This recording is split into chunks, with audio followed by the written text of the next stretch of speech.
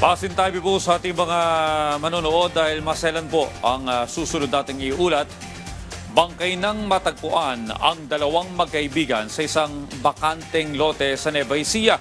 Arestado naman ng mga otoridad ang 4 sa 6 na mga sospek. Yan ang ulat ni Ryan Lesigas.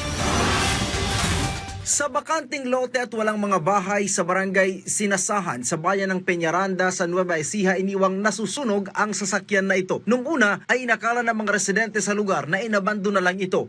Pero nang usisain ay nakita sa loob ng sasakyan ang dalawang bangkay. Sa tindi ng apoy, halos matusta at hindi na makilala ang magkaibigan na sakay ng kotse na isang babaeng negosyante at isang 45 taong gulang na rescue officer.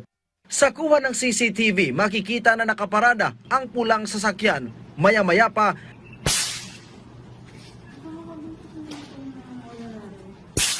dalawang magkasunod na putok ang umalingaw-ngaw. Saka lumabas ang isang lalaki at lumapit sa isang babae na tila nakabang lang sa hindi kalayuan. Umalis ang dalawa at bumalik lula ng tricycle. Bumaba ang lalaki na may bitbit na puting galon. Saka binuksan ng driver side ng kotse, ibinuhos ang laman ng galon at saka sinilaban hanggang sa tuluyan na itong masunog. Ang lalaki kamuntik pang masabugan.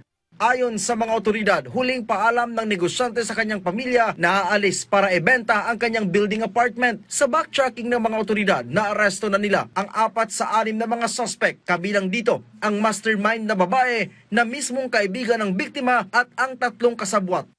Po yung isa sa accomplice na which is security nung suspect natin is taga Isabela. And then, siya po yung hinanap namin hanggang nasa-out po namin na yung babae is nandito sa Maliig together with her husband po. Pera ang isa sa motibong tinitingnan ng PNP sa krimen. Napag-alaman kasi ng PNP na may 2.5 million pesos na utang ang babaeng mastermind na sinisingil na ng biktima pangtubos sa kanyang nakasanlang apartment building. Dito na umano sinabi ng primary suspect sa biktima na may buyer siya ng apartment sa halagang 10 milyong piso. Kaya lang po sir, since pinagplanuhan po talaga na i-commit itong crime na to sir. And yung nagpo-front po na prospected buyer, yung driver din po ng tricycle. Patuloy namang hinahanap ang gunman at ang driver ng tricycle na ginamit pagtakas ng mga suspect mula sa crime scene. Sa kanyang version po,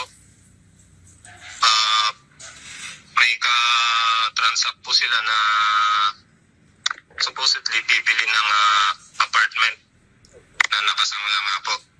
Pero bigla daw na pinutukan nitong ating gunman yung dalawang victim.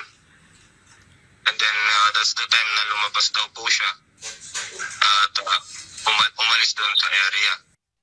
Inihahanda na ang kasong isasampa laban sa mga suspect habang tukoy na rin daw ng PNP ang posibleng pinagtataguan ng iba pang suspect. Ryan Lesigas para sa Pambansang TV sa Bagong Pilipinas.